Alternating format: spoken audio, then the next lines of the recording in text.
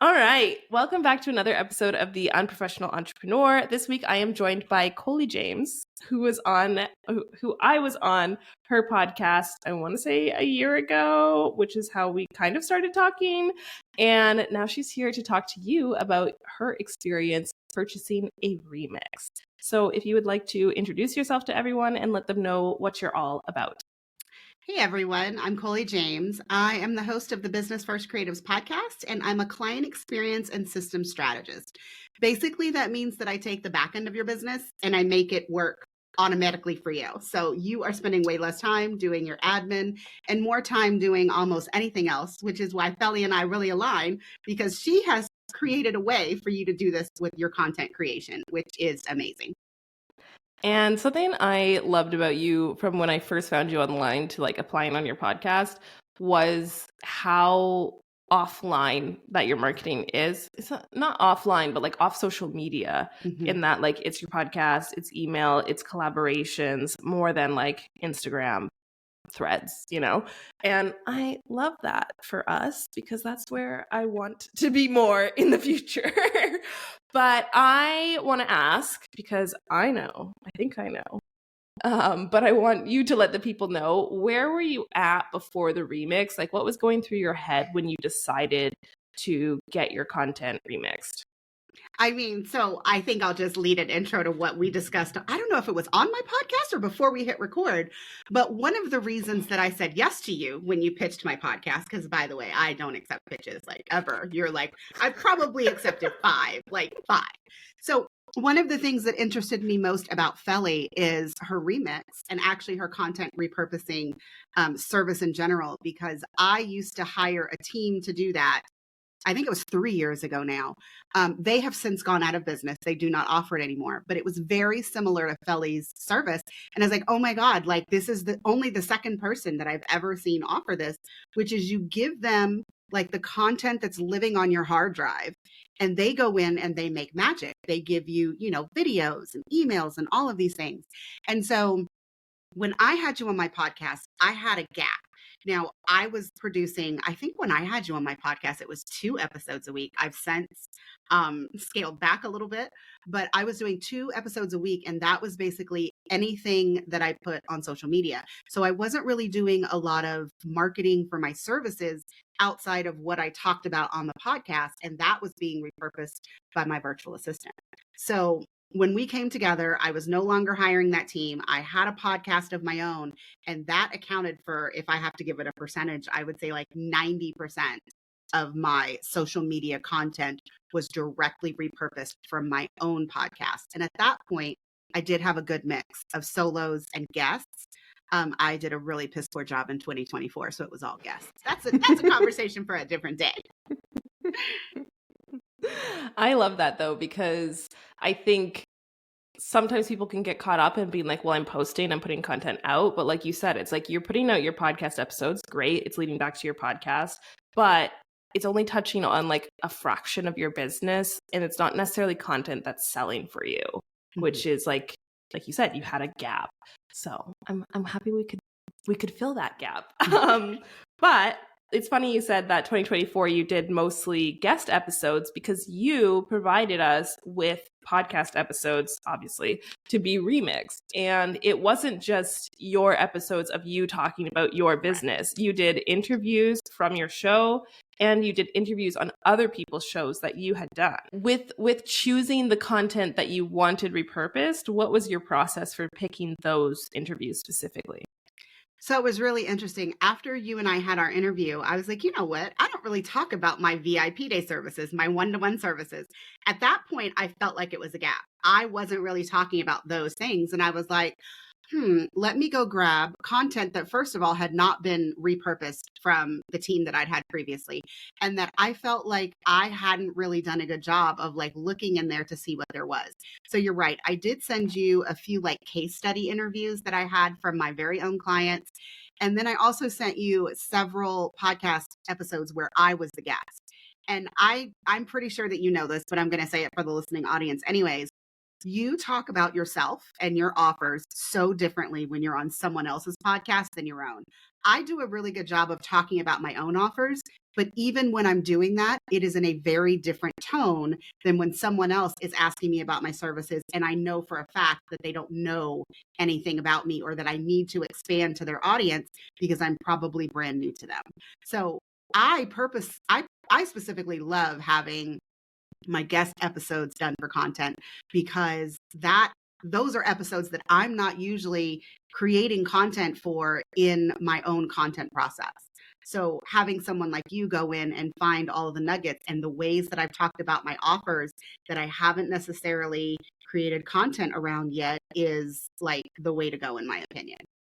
And I'm pretty sure we talked about this either in my interview or before we started it on your show, because I then used your idea that you'd shared with me of taking the other episodes and putting them on your show for the month that I went offline for my wedding. Yeah, when you got when you got married. Yeah, I used that idea for my wedding because I was like, I want people to buy even though I'm offline. So I'm going to put this content that is me talking about my offer differently than just me talking about my offer, because it's someone who's excited interviewing me about my show. And I didn't use our interview because it wasn't out yet and it came out at the same time, but I wanted to. So next time I take a vacation. I mean, when you want it, just let me know. I will have Haley send it over to you. It's already edited. Sounds perfect. And so we did the remix. You got your 100 content ideas. Did you create the content? Did you have a team member create the content? What was your process upon receiving the remix? So it was kind of a mix of both. So when I first got the remix content, I looked through it. I looked through the bits and pieces that you had specified for me. And then I already had an evergreen email sequence that I was in the process of creating, but wasn't live yet. And so several of the things that you told me, I had that in my idea content bank, or it was already like halfway created. And so I basically did like a mapping series where I'm like, okay, no, she actually said that a little bit better than I did. Let me put this in here. And then it gave me like base content to go back to, because if you identified that I had already talked about it in like my client interview with Fleur Blake, why would I reinvent the wheel? I just need to go listen to that interview again and see what I said there, and it will help me create that email or that reel in a much faster way, right? So that was the first thing that I did. But eventually, when it came down to emails, I write some of my emails and then I stopped writing emails for a while. And so those did get kind of pushed off to my blog writer, who also writes my emails. And I was like, hey, I mean, these are some ideas that I got in a content bank from an offer that I purchased from someone.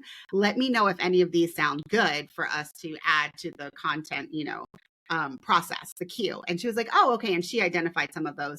And some of them got turned into whole blog posts. Some of them got turned into like a part of a blog post, so that we made sure that we mentioned that interview or whatever it is. Because of course, when you're creating content, you want to be able to backlink to a lot of your content as much as possible. So maybe that idea was already going to be written as a blog post, but now that you've identified that that piece of content is related to this podcast episode or whatever it is, she can go ahead and put a CTA in there, because what does that do? That gets people to listen to the episode. It widens my audience. It makes them listen or consume the content in a new way. I love this. And this transitions a bit into something we were talking about right before we started recording, which is that when you booked your remix, you asked for podcast episode ideas, carousels, reels, and I want to say emails was the fourth type of content. And then you decided not to use Instagram.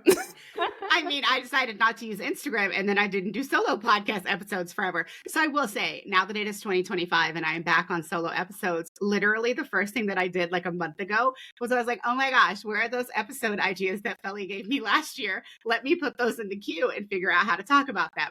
And I mean, so they're in the queue. I also was like, I have a summit that's coming up. It's probably already going to be done by the time this airs. And it's not my summit. It's me participating in something else. But when she picked the topic, because I gave her a couple different topics, when she picked the topic, I was like, man, that sounds really familiar. I was like, I feel like I have content in the queue. And I went to my remix table, and you had identified, I want to say like 8 different pieces of content, all related to how to create a proposal in your CRM that converts well based on, whatever my content was. And I was like, oh my gosh, Like that's my email series. And so I took those ideas and plugged them into AI with some, different instructions. And it created a 5 email sequence that I am intending to use once people watch that training and they get on my email list. It's a 5 email nurture sequence to get them to buy a particular template.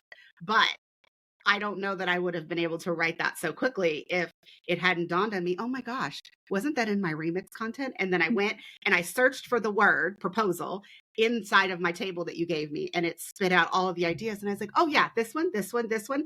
And then I reordered them and I put them into A, and I was like, okay, this is going to be topic number 1. And I gave it some, additional instructions. But I will say that email sequence, it looks pretty good. I can't give you data yet because it's not going to be live for another few weeks, but I'm super excited. And it took me way less time to create that content than it would have if you hadn't already pulled out some of the ideas from the content that I gave you that I would have had to sit and like really think about and, structure and write out outlines and all that kind of stuff. I love that because my literal next question on my list is, how did you like the Airtable base? Because I know you're a systems girly. I love Airtable. And it's like, you just touched on it. Yes. So originally when I hired that team back in, I don't know if it was like 2021 now, I don't know, it was years ago, but they would give me my content in like a Google Drive folder. And in the very beginning, I think someone did it by accident, to be honest. They gave me the Excel spreadsheet. And so what spreadsheet, who needs a spreadsheet?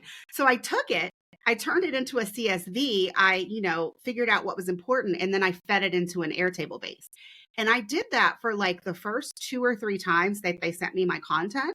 And then it was like that 4th time or whatever, I didn't get a spreadsheet. And I emailed them and I said, hey, where's my spreadsheet? And they were like, what are you talking about? I'm like, the spreadsheet that always comes with it. And they're like, oh, you shouldn't have gotten a spreadsheet. I'm like, okay, but no, I need the spreadsheet. I stick it in my Airtable base. That's how I track when I post stuff, when it gets repurposed, all this stuff. I'm like, no, like I need my spreadsheet. I'm not taking the time to recreate that. So they started giving me my spreadsheet again, which was good. But I have been a lover of putting your content inside Airtable ever since then. So, I mean, I consider myself to be like an OG, even though it was only like 3 or 4 years ago. I mean, I'm probably a year or 2 into using Airtable, so it's fantastic. It is fantastic. I love it for content, and that's why I wanted the remix laid out in Airtable for the categorization of being able to say, like, I want to create reels, I want to create emails, or I want to create sales content, I want to create lead generation content, or just searching like by offer, by like key phrase, like you said, like writing proposals, right? So if you typed in proposal, everything that mentions proposals is going to come up for you. And I just think that makes our life so much easier, because sometimes you do go in to batch create or to write a sequence or do something very specific. And it's like, to be able to bring them all together without having to scroll through it all makes everybody's life so much easier. So I will say that is one thing that I did when I got the Airbase table the Airtable hub from you. I actually took that table and put it into my bigger content hub that I created for myself in Airtable. And then I automatically linked. Okay, so you had told me what offer I should, the CTA, what offer am I sharing? Well, I already had a hub where that was connected to all the rest of my content. So I went in there, and everywhere that you said, if I'm pitching my Love Your Leads free training, I went and replaced all the buttons where you said it with a direct link to the record inside of that base, so that all of those content ideas are also appearing like when I open that one offer.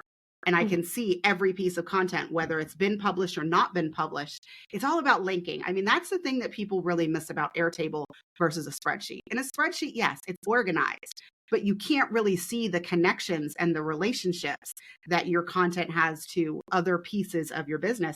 Like when I link it to the offer, that offer record already has the link to the sales page, the link to the checkout page, the link to the email sequence that they get when they, subscribe to this offer. Like all of those things for me are in one Airtable base. And so if I'm taking the content pieces that you're suggesting to me and I'm linking it there, when I'm actually writing and creating the content, I am not searching for all of those things in order to put it in my content. It's already right there inside of my Airtable base. I'm like, I love this because I love systems, but I'm also like, if people listening are like, what? It's okay.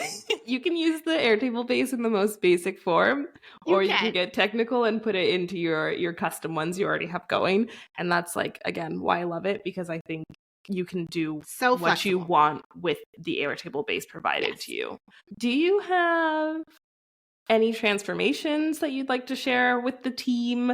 Any like tangible or intangible, like energetical things that you've noticed since you purchased your remix, which I think was like a year ago?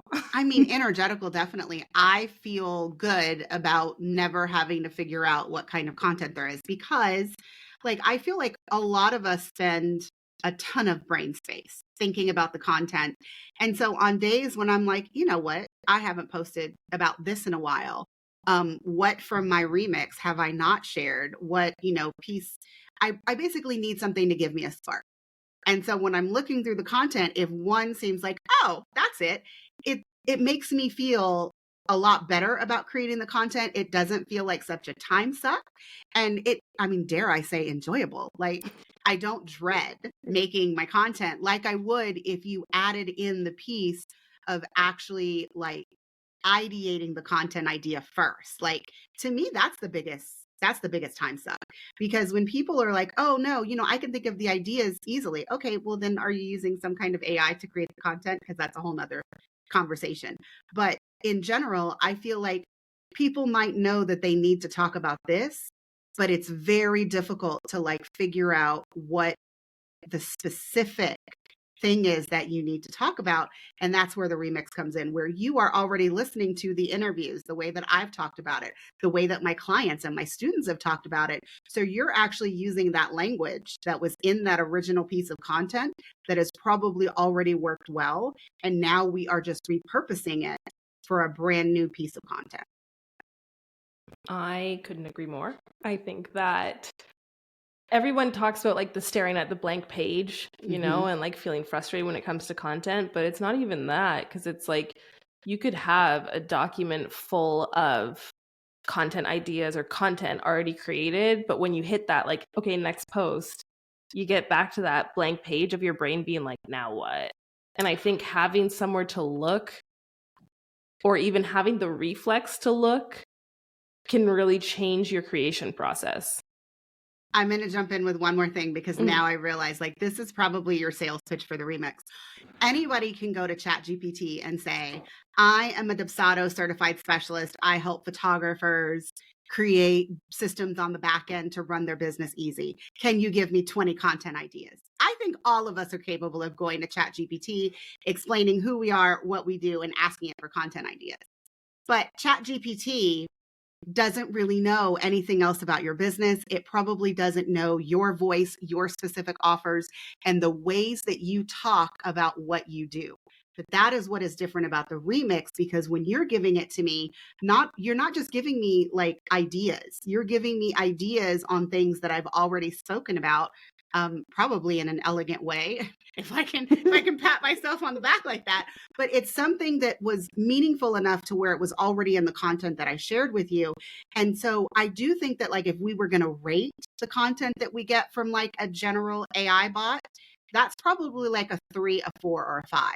But when you're giving me my content bank, all of those have already, they've already been filtered. They've already been approved in a way because I've spoken about them in some other way. And so that content is already at like a 7, an 8, or a 9. I just need to create it. So it's not like seeing the content idea and being like, oh my gosh, well, how can I make this work for my business? That part is already done for you, because clearly it's already working for your business. It's now, how are you feeling about this topic, which may be different than you felt a year ago when you got your remix content. That's the other part of this that we haven't really discussed, is when it comes to like repurposing your content, that's like layer 1 of the remix. But then I think that second layer is even if you've already done it, if you wait 6 months, you are going to feel differently. You are going to talk about it differently. And so if you sat down and you tried to like recreate that exact same piece of content, you will probably do it in a completely different way. Or, oh, I know, Felly likes to talk about angles. There's going to be a new angle. You know what? I probably stole that. That was probably your next thing you were going to talk about. I'm just going to let you keep going because you're just like selling my office. I think it sells itself. I do think, though, that is one thing that you should probably like harp on every time you talk about this, is that it isn't just a random AI bot telling you content ideas, because guess what? If someone else is a Dubsado certified specialist and it asks ChatGPT for what it should talk about, do you think that ChatGPT is going to be like, well, no, I already gave those ideas to my girl Colie. Like, let me figure out what else I can give to this other person. No, it's going to give them the exact same idea. So as much as you can give, either an AI bot or Felly, because she's not a bot, as much as you can give her your content that is really aligned with your brand and your offers, that just makes the content suggestions that she gives you so much more aligned with your business, in that you aren't trying to figure out how to make it work for you. You're just trying to get in like your content creation mode to get it done. Oh, I love all of this. I feel like this is going to become, I don't know if it's going to become a reel, because you and I, we agree on Instagram. I don't want to spend a lot of time over there anymore. But certainly I expect to see at least part of this on your sales page for the reel. I was like, there will be definite transcript polls. Whether there's video, I should do video. I need to figure out video testimonials on my website. I just... lazy. Honestly. You already have the tools. Why are you? I mean, this is in Riverside. Shout out to Riverside. We both love you. I know, and I pulled the clips for reels, and like this season, I just have the clips sitting there because I'm not using Instagram anymore, and I'm like, what am I doing with these video clips? YouTube. Put them on YouTube Shorts. Put them on Pinterest. It's true. Pinterest is in the rotation. YouTube, not so much, but maybe one day. Which actually, did you offer Pinterest in the remix?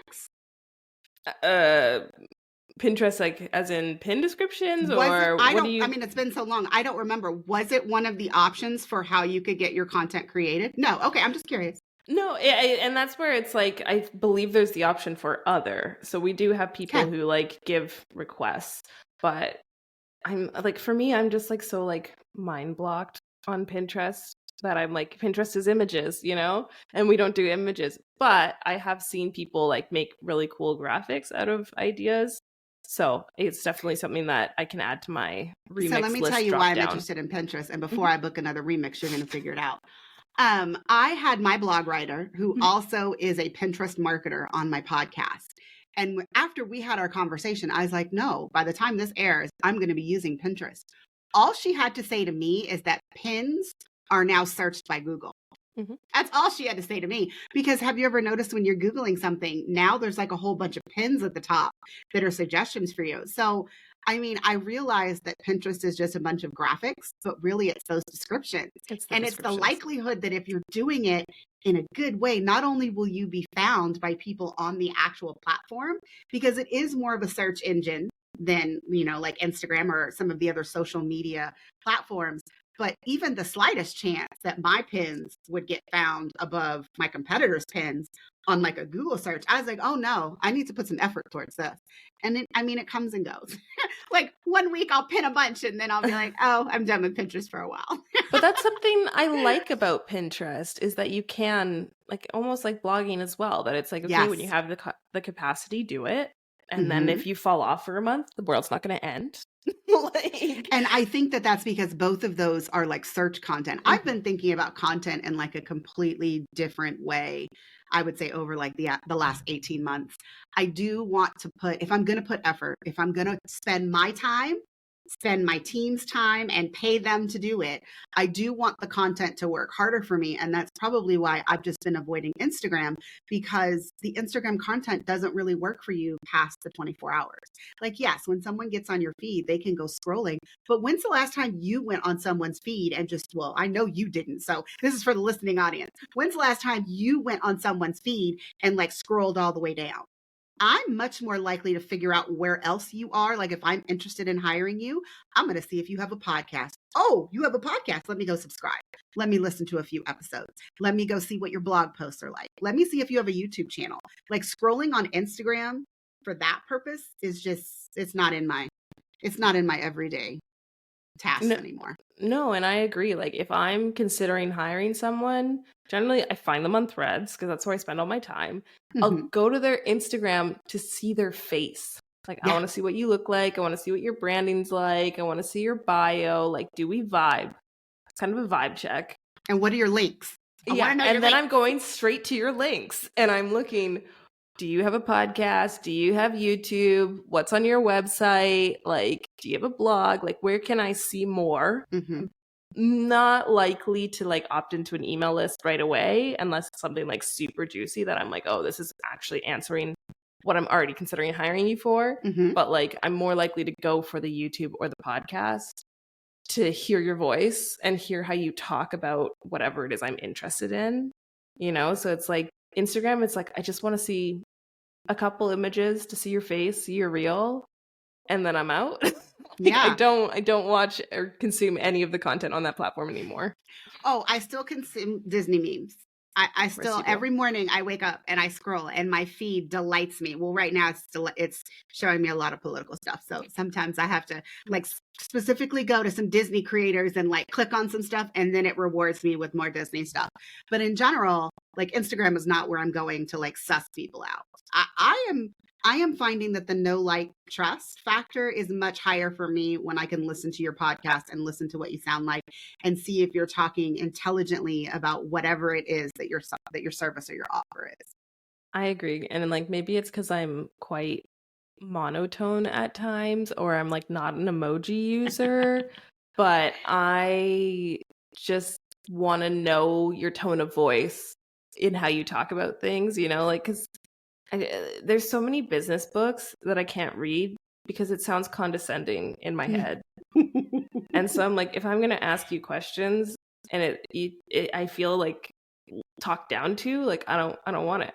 I want to know that you're like open and like interested and curious. Like, I want to hear that in your voice, you know? I'm not trying to like put everyone like too much pressure, but I'm looking for tone of voice. And I think it's because I think I don't translate tone of voice well in writing, but that might be an internalized fear. I mean, are you doing your writing from your talking though? I mean, that is what I would push back on you because I'm pretty sure we talked about this before, but I think the key to writing better emails and writing better blog posts or whatever it is if you say it before you write it, because then you are getting like your thoughts, your brand voice, those kinds of things. And then it will translate better into the written word. I mean, I in college always had like this, I can't write until I'm in the mood. And so I would do everything under the sun. And then when I was in the mood, oh my gosh, I would spend like 6 hours nonstop writing, editing, all of that stuff. But yeah, I mean, the written word, I prefer blog posts because, you know, like you said, they work harder for you, but making sure that your blog posts are not boring and written like your English composition paper from your senior year, it takes some effort, but it is worth it. Oh, I need white noise, no interruptions, house empty to write blog posts. So they are the thing I do the least because I don't know. Everything else I can do with distractions, music playing, blog posts, I need white noise. Literally nothing, because I think it stops the thoughts from entering my brain, the side thoughts. You know, like when you're listening to music, it's like, oh, you like start singing in your head and then it like, I lose my flow. But like white noise, no thoughts enter my brain. It works for me, at least. Anyways. See, I will just talk about it and get a transcript and then write it from the transcript now. That is my new how anything gets written in my entire business. And that's where I'm taking my podcast transcripts right now to make my blog post because I don't need new ideas. They're all out there. I just need to use the ones that are already in my brain. Yes. Exactly. Something else that we touched on before we started, I know we talked about the fact that you asked for Instagram content and then decided not to use Instagram. You also asked for content on a certain offer and then changed your offer suite. I did. I want to talk about this because I always say that I think your mission, your values don't change. even when your offers do, and maybe even when your messaging does. And so Mhm. the content can always still be repurposed. So even though you changed the offer you wanted to be selling, did you still use that content? I did still use some of the content. And in some cases, it was about thinking about it differently because the two offers were very different. I will say that. When you're offering a $5,000 done for you offer, you are constantly telling people how you can take it off their plate, how, they don't need to come with anything other than the willingness to explain your business to me, right? That's all I need in order to do it for you. But when I'm flipping and I'm trying to get the DIY crowd. I'm trying to get the people who they have the time, they have the motivation to do it. It is talking completely differently. But the idea, the transformation that I gave people in both cases was the same. It is that you have a completely set up CRM that works for you at the end. Whether I do it for you or you do it yourself, the transformation was the same. But I did have to talk about the getting people to listen to it differently, because I do talk very differently to people that I'm trying to get to just let me do it all versus the people who need to be convinced that they do have the ability to do it. And that if I give you this, step-by-step guided course where it has the videos and the templates and these things, that you can in fact do it for yourself. So it is a difference in communication, but it helps that the transformation itself is the same. I like that. And I think I think that is something that we overlook when we change offers, is that the old content isn't garbage now. You can still speak to some of the same points, whether it's the transformation or it's the features or it's the desires that people have. Yes, so the before. desires are the same. Yes. The desires can be the same. The pain points can be the same, depending on what kind of marketing strategy you're using, what kind of messaging you're using. That old content can still inspire new content and be repurposed. Just might have to change the angle a little bit. Changed. I mean, I'm really impressed. We are 40 minutes into this and you have not really talked about angles. I mean, is this a new thing? You know what it is? I have just been saying so much good stuff about your offer. You don't feel the need to mention angles this time. It's okay, I'm guys. just letting if you speak. haven't heard her talk about angles in any of her other episodes or in her private podcast, you should do that, because it is definitely one of the things that when she applied to be on my podcast, I was like, oh my God, this angle, come talk about this some more. Yes. Okay, my last question for you, well, second to last, because I have a non-remix related question. But my last remix related question is, what would you say to someone who's thinking about buying? If you are someone who likes to talk about your offers and you have the ability to create the content, you just don't have the time to really think about the pieces that should be created, that is when the remix is a really helpful tool for you, because someone is listening to the way that you talk about your offers or your clients and students if you give her interviews, and she is able to pick out the ways that are unique and interesting that you yourself might not hear when you listen to your own content. I think all of us talk about our offers ad nauseum, and we don't really realize the pieces that are very nuanced, that are very interesting to people after a while. I mean, I just feel like I say the same shit different day, right? Don't you feel like that? But I feel like when you hire somebody like Felly to really listen to your content with fresh eyes and fresh ears, they can really get the pieces that are going to make people stop the scroll or hit your CTA on your blog or your email or whatever that piece of content is. And so, at the end of the remix, you have 100 ideas. My question would be, how long is that 100 ideas going to last? And how much room, how much content creation can you really get out of 100 ideas? Because I'm still working on mine. And it is time for another remix, though. I will say that. Simply because my offer suite has changed so dramatically. But I love that a year later, you're still referring back to and using the remix, because I think it's even if you have made 100 pieces of content in the last year, there's still more you can pull from it. I have new templates. That was the other thing. I think when you did it, I had maybe just launched the template shop. So there were only 4 or 5 in there. And now there's so much more. And I feel like, I feel like when you are revising your offers and those things, it might be good to get fresh eyes, even on the old pieces of content, because the offers and the CTAs that you should be using have probably changed since the original remix that you got. Yeah, sometimes they just need a refreshed messaging strategy and an updated messaging to match the new offer suite, the new direction, whatever you've changed in your business. But that is all my questions. I am like so flattered and loved this interview. You're so kind. Do you have anything you'd like to add before we wrap this up? I don't. Felly's great. Buy a remix.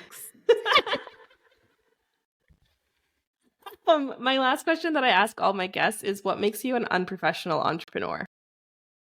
Oh my gosh. Okay, you know what? I'm not going to go on a rampage because we don't have time for this. But when I turned on my phone the other day, the first thing that it showed me, like in an email, you know, those LinkedIn digests that you get, it was some random ass person that I've never heard of that was saying that someone cussed in an interview and they didn't get the job. And I was thinking to myself, nope, I cuss all the time. And if that makes me unprofessional, then that's just me. I mean, you get the real me, you get my tone. I mean, I don't think it's unprofessional, but since the rest of the world probably does, that's what makes me an unprofessional entrepreneur. I'm like, I swear on this show all the time. I have to actively not swear. My parents are like, you don't have to swear, you know? And I'm like, yeah, but I like to. So your mother doesn't send you notes? Mine sends me notes and it's like, Colie, did you really mean to say shit on Instagram today? Yes, Mom, I sure did. And you know what? I'm going to go double down on it now. Please and thank you. Thanks. I mean, my cover art for this episode, or for this show, is me giving the middle finger. I mean, so people see it and they're like, oh, what? Why this photo? And I'm like, because what? I do not have a brand photo of me giving someone the middle finger. I'm definitely going to tell Ashley the next time that I have a branding session, can I get a picture of me with the middle finger? Please and thank you. Oh, it's a great photo. It's a great pose. Okay. For a photo shoot. All right. So where can the people find you and what are you up to? You can find out more information about me, my services at coliejames.com. Even though I really slammed Instagram, if you want to say hello, Instagram DMs is probably the best place to currently do that. And if you want to listen to me and you want an introduction, go listen to Felly's episode on Business First Creatives. Because again, she talked about her offers in a way that you might not have heard her talk about them on her own podcast.